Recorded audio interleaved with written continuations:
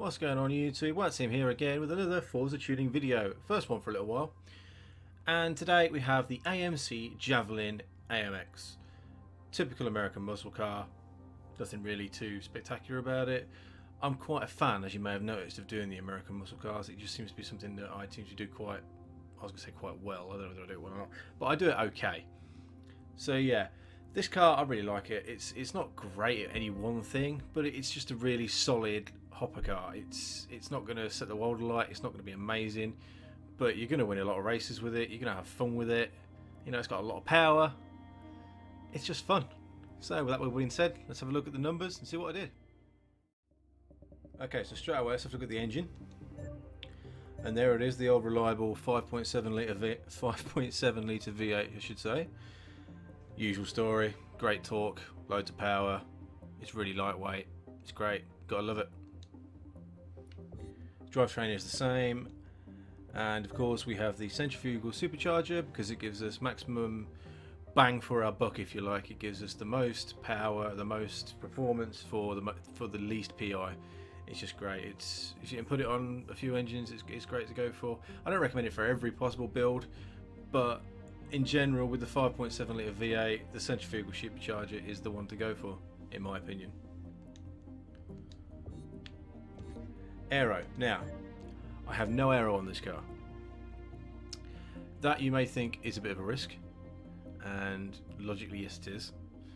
There are those who believe that you must put aero on all cars. I had a debate with someone in my stream about this. I say a debate, it was an argument actually. But I firmly believe there are cars in this game that you don't need aero for, and this is one of them. This car's brilliant handling without any aero at all. It's not an aerodynamic car, as you can see. It's basically a brick with wheels, but through the handling tweaks and whatever little quirks I've done to it, I've made it into a very decent handling car. I really enjoy driving it. It's great. So as you see, there's none on the front, none on the rear. And I don't put anything on the bonnet because I race on cockpit cam and that shit gets in the way. So that wouldn't be good for me. Tyres. We have got full race tyres. Without the aero, that's kind of, well, I was going to say it's necessary, but it's recommended, put it that way. Without the aero, you need the extra grip. If I had aero on this, I would probably go for, you know, sport tyres, because the aero would compensate for that. But I don't know, I just like the way that is. You get better top speed without any aero as well. So I don't know, I like the big numbers. If you look at the top speed here, 196.1 mile an hour. I quite like that. That makes me happy. Front tyre width is 245. Rear tyre width is as wide as possible. It's a 315, so there's plenty of rubber on the rear there. And we have the lightest possible wheels, and they have been made as wide and as big as possible on the front and on the rear. So yeah, that's taking up a lot of weight, but also it gives you the extra stability through the corners. You don't have as much rubber that's getting, you know, manipulated through the corners, through pressure, through G-force and such. So it's basically a low profile setup, like any sort of touring car really. Touring cars and stuff like that, they have low profile setups. Precisely for this reason. You get better response, you get better traction, you just get better all round really, but at the added cost of them being a lot heavier, and you can actually lose traction if you overheat them, because, you know, whatever. But that's the same with any old tyre. But I like them like this. This works really well. And also with them making them bigger, as you'll see, the smaller I go, there we go, eventually we get down to it and it goes, PI goes higher, and it's just, I don't know. I suppose I could put them there, which would give me the added weight bonus. But I really like where they are there. That really works well. But if you want them smaller, here you go. You've got plenty of room to play with. We have a stock clutch, have a race transmission, a race driveline, and of course a race diff. Race brakes, race suspension, race anti-roll bars, front and rear. We have a full roll cage, and all the weight has been taken out. Now power wise, we have a race air filter, we have a race fuel system. We have a race ignition, so we've got all the bells and whistles so far. Race exhaust. Stock camshaft. Race valves. Race engine block. Race pistons.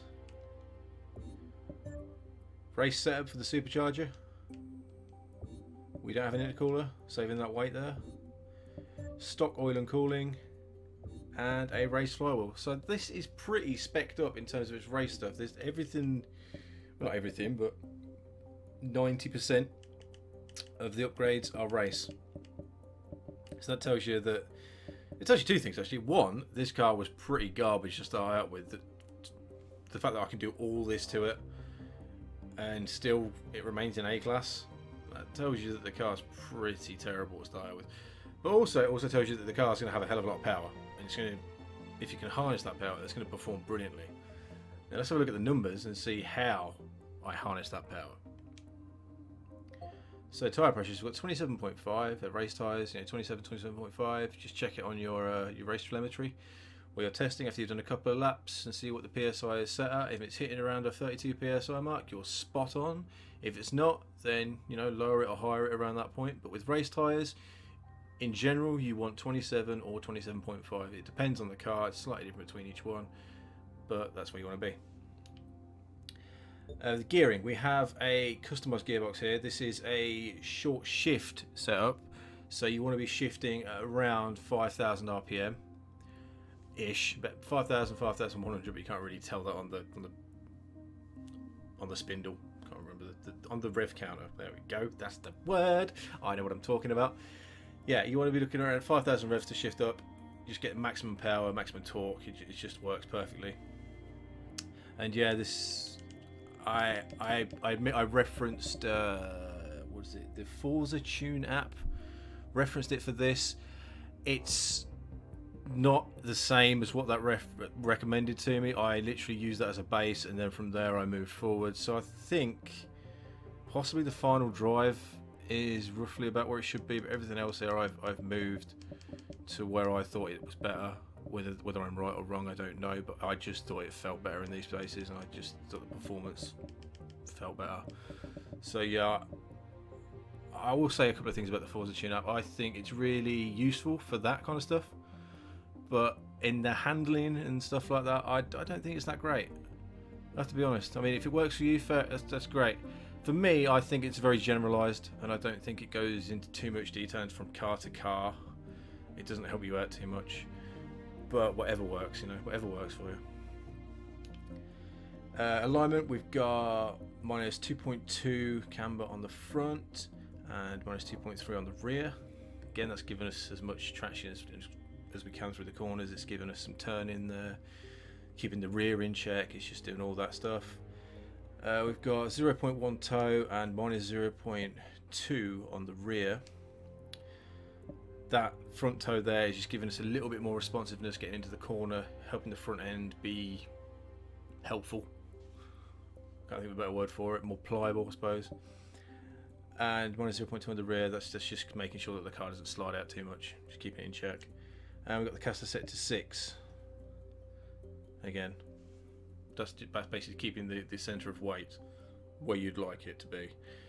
I've noticed I actually didn't play around with the caster too much on previous tunes, but I've been experimenting quite a lot with a lot of things in the game recently, and the caster really does affect it quite a lot. I've heard people before say the caster doesn't do much. I disagree. The caster does an awful lot, especially on certain cars with a very strange weight distribution. This one's okay. I think it's 52%. I think it's fairly equal. But cars that have a really high weight distribution towards the front or rear, the caster really helps out a lot with that. For example, if you have a car with a lot of weight distribution towards the front, then moving the caster that way, but it's not that far, but that way really helps out keep the car stable, and so forth. If you've got if you've got like 60% towards the rear, then moving it further back can really help out as well. Having said that, as it says in the little description on the side there, extremes are to be avoided, because if you go extreme with it, it gets a little bit uncontrollable and a little bit unpredictable. Anti-roll bars, I've got set to 19.29 on the front and 19.66 on the rear.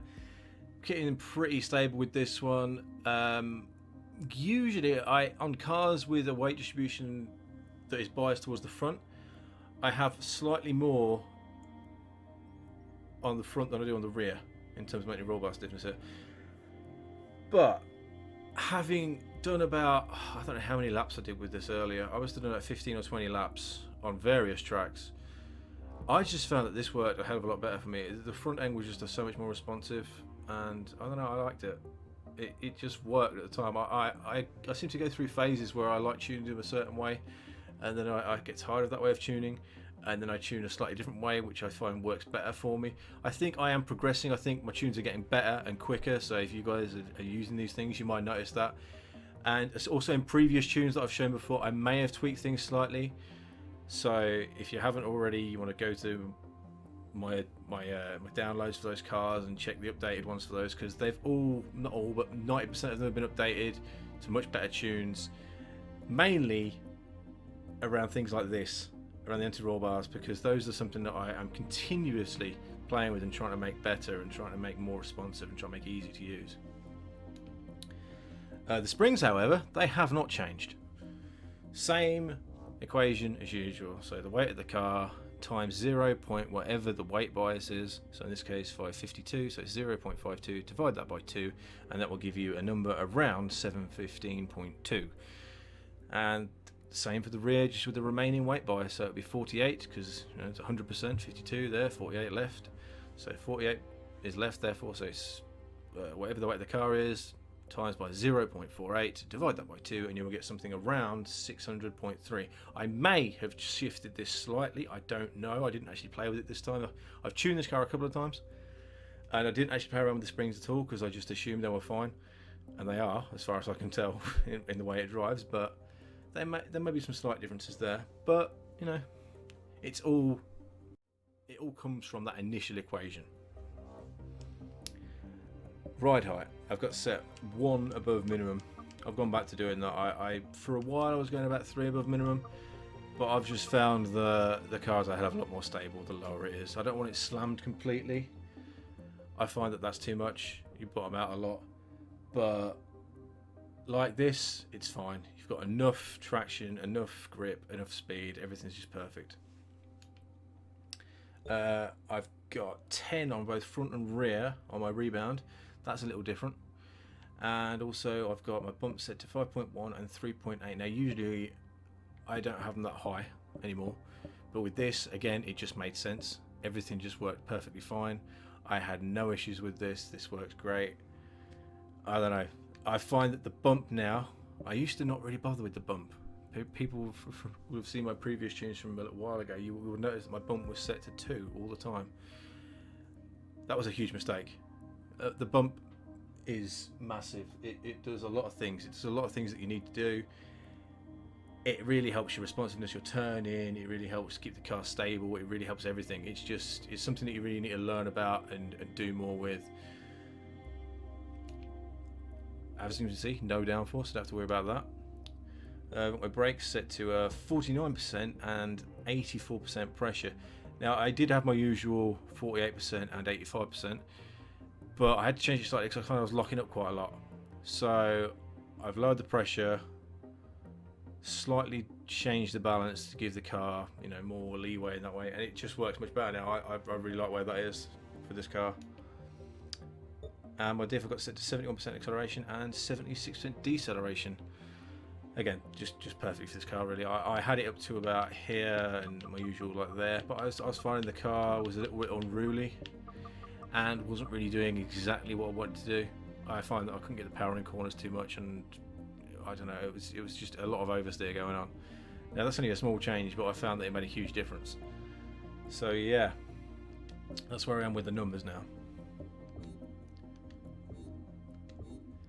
So in summary, I'd say this car, as I say, it's great for just lobbies. It's just go in the lobbies, enjoy it. It's great for all tracks. It's got all the power you'll ever need to do tracks like Road America or Silverstone or any other power track. But it's also got the handling and the manoeuvrability to go around something like Watkins Glen or Lime Rock or anything like that. It's got everything really. This car, it's a bit of an all-rounder. It's not great at any one thing, but you know, it's a jack of all trades. Jack of all trades, master of none. But he does them pretty well. So yeah, thank you very much for watching. Please do like and subscribe to my channel, and I'll see you next time. Bye bye.